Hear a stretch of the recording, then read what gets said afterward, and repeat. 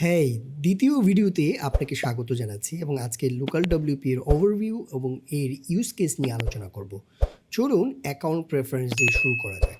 আপনি ইউজার আইকনে ক্লিক করলে আপনি লগ ইন করার অপশন পাচ্ছেন এবং প্রেফারেন্স থেকে প্রয়োজনীয় সেটিং চেঞ্জ করতে পারছেন। আপনি এখানে দেখতে পাচ্ছেন আপনার পছন্দসই থিম এবং টার্মিনাল এবং ব্রাউজার আপনি চাইলে সিলেক্ট করে নিতে পারেন। নিউ সাইটের জন্য গ্লোবালি আপনি চেঞ্জ করতে পারেন আপনার অ্যাডমিন ইমেল কী হবে এবং ডোমেন সাফিক্স কী হতে পারে। আমি এইখান থেকে ফাইল লোকেশনটা আপডেট করে দিতে চাচ্ছি। সেক্ষেত্রে আমি আমার যেখানে চাচ্ছি যে আমার পরবর্তী সাইটগুলি ইনস্টল হোক সেটা আমি এখান থেকে সিলেক্ট করে দিলাম এবং আপনি অ্যাপ্লাই বাটনে ক্লিক করুন। এরপর আমরা এক্সপোর্টিংয়ে চলে যেতে পারি। সেখানে আমরা দেখতে পারি যে আমাদের এক্সটেনশনটা কী হবে এক্সপোর্টের ক্ষেত্রে। কানেক্টেড অ্যাকাউন্টস, আপনার যদি ডব্লিউপি ইঞ্জিন এবং ফ্লাইহুইলে আপনার সাইট হোস্টেড থাকে তাহলে আপনি কানেক্ট করে নিতে পারেন এবং এখান থেকে পুল এবং পুশের মাধ্যমে সাইট আপনি ম্যানেজ করতে পারেন। আমি এটা নিয়ে একটি সেপারেট ভিডিও বানাবো। অ্যাডভান্স অপশনে আপনার যদি এডিশনাল ডিবাগিং বা অন্য কোনো রাউটারের এগুলি যদি আপনি চেঞ্জ করতে চান তাহলে সেইখান থেকে আপনি চেঞ্জ করতে পারেন। এইখান থেকে আপনার লোকাল সাইট, যেখানে আপনার লোকালি যত সাইট আপনি ইনস্টল করেছেন ওয়ান বাই ওয়ান এখানে সাইট ভেরাকারে একটা একটা করে আপনি দেখতে পাবেন। বর্তমানে কোনো সাইট এখানে নেই বিধায় কিছুই দেখতে পাচ্ছেন না। কানেক্টে একই কথা, আপনি ফ্লাইহুইল ডব্লিউপি ইঞ্জিন কানেক্ট করতে পারেন। ব্লুপ্রিন্ট হলো আপনার এমন একটি সাইট যেটা আপনি রিইউজ করবেন বারবার। সেক্ষেত্রে আপনার পছন্দসই সেট আপ, প্লাগইন, থিম এগুলি দিয়ে আপনি একটা ব্লুপ্রিন্ট সাইট ইনস্টল করে রাখতে পারেন যেটা আপনি রিইউজ করতে পারেন বারবার। এক্সটেনশনে আপনি পাবেন বেশ কিছু প্রয়োজনীয় জিনিসপত্র, বিশেষ করে ইমেজ অপটিমাইজেশন খুব হ্যান্ডি এবং এক্সডিবাগের জন্য যদি আপনি ইউজ করতে চান বিএস করে সেটা আরও কিছু জিনিসপত্র আছে আপনি আপনার প্রয়োজনে ইউজ করতে পারেন। পূর্বের ভিডিওতে আমি বলেছিলাম যে ওদের যথেষ্ট হেল্পিং ডগস আছে এবং ওদের একটা অ্যাক্টিভ কমিউনিটি আছে। এখান থেকে আপনি হেল্প পেতে পারেন যখনই কোনো প্রবলেম ফেস করছেন। ডব্লিউবিএনজি এবং ফ্লাইহুইল তাদের নিজস্ব বেশ কিছু প্রোডাক্ট আছে, খুবই ফেমাস বেশ কিছু প্রোডাক্ট আছে। আপনি এই সম্পর্কে জানতে চাইলে এখান থেকে দেখতে পারেন। এবার চলুন আমরা একটা নতুন সাইট ইনস্টল করি। এবার আমরা একটু ডিটেলে বোঝার চেষ্টা করব। প্রথমে আপনি দেখতে পাচ্ছেন যে এখানে দুটো অপশন আছে, একটা create a new site, create from a blueprint. আমাদের এখন কোনো ব্লুপ্রিন্ট নেই। ব্লুপ্রিন্ট নিয়ে আমি একটি সেপারেট ভিডিও করব। আমরা শুরু করি ক্রিয়েট নিউ সাইট দিয়ে। আমরা কন্টিনিউ করি। এখানে আপনি আপনার সাইটের নাম দিতে পারেন। আমরা আমাদের ক্ষেত্রে নাম দিচ্ছি টিউটোরিয়াল। অ্যাডভান্স অপশনে আপনি আপনার ডোমেনের যদি এক্সটেনশন চেঞ্জ করতে চান, আমি লোকাল পছন্দ করি সেটাই রেখে দিলাম এবং যদিও গ্লোবালি আমরা একটা জায়গায় সিলেক্ট করে দিয়েছি, আপনি চাইলে এখান থেকে চেঞ্জ করতে পারেন। আমরা কন্টিনিউতে ক্লিক করলাম। দুটো অপশন আছে, একটা হলো প্রেফার্ড আর একটা হলো কাস্টম। আপনি যদি মনে করেন যে কাস্টমে যাবেন তাহলে এখান থেকে আপনি সিলেক্ট করতে পারছেন পিএইচপি ভার্সন এবং আপনি অ্যাপাচি চাচ্ছেন না ইনজিনিক্স চাচ্ছেন এবং ডাটাবেস রিলেটেড অপশন আপনি এখান থেকে চেঞ্জ করতে পারেন প্রয়োজন অনুসারে। আমি প্রেফার্ড সিলেক্ট করে আমি কন্টিনিউ বাটনে ক্লিক করলাম। এখান থেকে আপনি আপনার ইউজার নেম এবং পাসওয়ার্ড দিয়ে দিতে পারেন। অ্যাডভান্স অপশনে আপনি কি এটি মাল্টি সাইট আকারে চাচ্ছেন নাকি সাব ডিরেক্টরিতে কোথায় এই সংক্রান্ত বিষয় আছে এবং অ্যাডমিন ইমেল ডিফল্ট যেটা আছে সেটাই রেখে দিলাম। অ্যাড সাইট প্রথমবার ইনস্টল করে নিচ্ছি আমাদের সাইট এবং স্বাভাবিকভাবেই যেহেতু কিছু জিনিস ডাউনলোড হবে সেজন্য আমাকে মেশিন পাসওয়ার্ড দিতে হবে এবং আপনি দেখতে পাবেন যে কিছুক্ষণের মধ্যে ওয়ার্ডপ্রেস ডাউনলোড কমপ্লিট হলো। আমাদের ডাউনলোড কমপ্লিট এবং সাইট রেডি।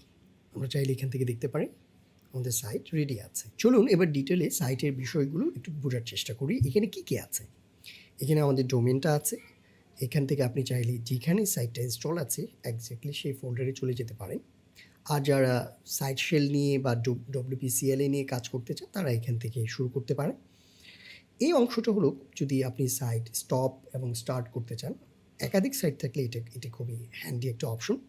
কারেন্টলি আমরা চাইলে স্টপ করতে পারি এবং আমরা চাইলে আবার স্টার্ট করতে পারি। এই পাশটাতে ওভারভিউতে যদি আমরা দেখি সাইট ডোমেন, এটা আমরা চাইলে এখান থেকে চেঞ্জ করতে পারি। আমরা চেঞ্জ করছি না, কিন্তু আপনি চাইলে চেঞ্জ করতে পারেন, অটোমেটিকলি চেঞ্জ হয়ে যাবে। এসএসএল ব্যাপারটা হলো আমরা যদি দেখি যে এখানে সাইটটা নট সিকিউর দেখাচ্ছে, যদিও আমরা এসএসএল এনাবল করার পরেও ব্রাউজার কখনো নট সিকিউর দেখায়, কিন্তু যেটা আপনি চেঞ্জ করতে পারেন, যেমন আমরা যদি এটাকে কপি করি এবং পেস্ট করি তাহলে আমরা দেখতে পাবো এটা এসটিটিপি আছে। আমরা যদি HTTPS দেই আমাদের ব্যাক টু সেফটি অথবা অ্যাডভান্সে গিয়ে আপনি কী করতে পারছেন যে প্রসিড টু লোকালস এভাবেই করতে পারছেন। কিন্তু আপনি যদি এটাকে আরেকটু ডিফারেন্টভাবে করতে চান, যদি একটু প্রপার ওয়েতে করতে চান তাহলে আপনি এখানে ট্রাস্ট আপনার পাসওয়ার্ড দিন এখানে একটা ছোট্ট একটি হেডস আপ এসেছে। আমরা আরেকটা পদ্ধতিতে যেটা করতে পারি, আমরা কি চেইন দিয়ে কাজটা করে নিতে পারি। আপনারা যদি ম্যাকে থেকে থাকেন তাহলে আপনারা এখান থেকে এটা করতে পারবেন। আমরা খুঁজে নেই আমাদের টিউটোরিয়ালস লোকাল, ওকে। সো আমরা ডাবল ক্লিক করি, এইখান থেকে আমরা অলওয়েজ ট্রাস্ট দিয়ে দিই, আমাদের পাসওয়ার্ড দিয়ে দিই, এখানকার কাজ শেষ। এরপর যেটা করতে হবে, আইদার আপনি স্টপ করতে পারেন অথবা পুরো লোকালটি না আপনি রিস্টার্ট করতে পারেন। আমরা রিস্টার্ট করে ফেলি। আমরা এবার দেখি আমাদেরকে দেখাচ্ছে।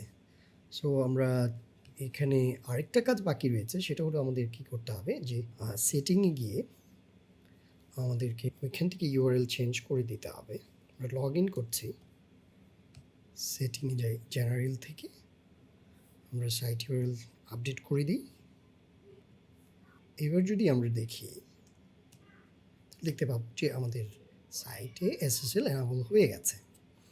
চলুন এরপরে কী আছে। এরপরে আপনি সার্ভার, যেটা অলরেডি আপনি জেনেছেন, এবং পিএইচপি ভার্সন, বিশেষ করে এটা খুবই হ্যান্ডি, স্পেশালি যখন আপনি ডিবাগ করছেন কিংবা আপনি দেখতে পাচ্ছেন যে আপনার কোনো একটা থিম প্লাগইন আপডেট করার পর পিএইচপি ভার্সনের সাথে কনফ্লিক্ট করছে, তখন আপনি ডাউনগ্রেড করে কিন্তু দেখতে পারেন যে আসলে এটা কি পিএইচপি ভার্সনের জন্য হচ্ছে নাকি অন্য কোনো ইস্যু। এটা ভার্সনে যেটাতে আছে, চাইলে আমরা আরও আপে যেতে পারি এবং ডাউনে যেতে পারি, it's up to you. One click admin খুব ইন্টারেস্টিং একটি ফিচার। আমরা এখানে যদি এটা সিলেক্ট করে দিই, তারপর আপনি দেখবেন আপনার ইউজার নেম লাগবে না। এখন এতক্ষণ কিন্তু আমাদের ইউজার নেম পাসওয়ার্ড প্রয়োজন ছিল। আচ্ছা, যে কোনো কারণেই হোক যাচ্ছে না। নর্মালি এটা চাওয়ার কথা, আই ডোন্ট নো কী ইস্যু। আপনারা এরপরে যেটা আছে ওয়ার্ডপ্রেস ভার্সন, যদি আমরা একটু লোয়ার ভার্সনে থাকতাম তাহলে এখানে অপশন দেখতাম যে আপডেট করা অপশন থাকতো। মাল্টিসেট হলে এখানে ইনফরমেশন এবং ডিবাগিং রিলেটেড তথ্য। এই তো গেল আমার এইখানকার ওভারভিউ। নিচের দিকে যদি তাকাই তাহলে আমরা দেখতে পাচ্ছি যে এখান থেকে চাইলে আপনার যদি একাধিক সাইট থাকলেও এটাকে স্টার্ট এবং স্টপ আপনি করতে পারতেন, এবং এইখান থেকেও আপনি স্টার্ট এবং স্টপ করতে পারেন ইন্ডিভিজুয়াল কোনো একটি সাইট। এবং লাইভ লিঙ্ক, এটা নিয়ে আমি একটি সেপারেট ভিডিও বানাবো, এবং পুল এবং পুশ এটা নিয়েও আমি একটি সেপারেট ভিডিও বানাবো। ফ্লাইহুইল বা ডব্লিউপি ইঞ্জিন যদি আপনার থাকে তাহলে সেই ক্ষেত্রে আপনি কানেক্ট করে পুল এবং পুশ কাজ করতে পারেন। এবং আজকের ভিডিও এখানেই শেষ করছি। পরবর্তী ভিডিও দেখার জন্য আমন্ত্রণ জানিয়ে বিদায় নিচ্ছি। Thank you.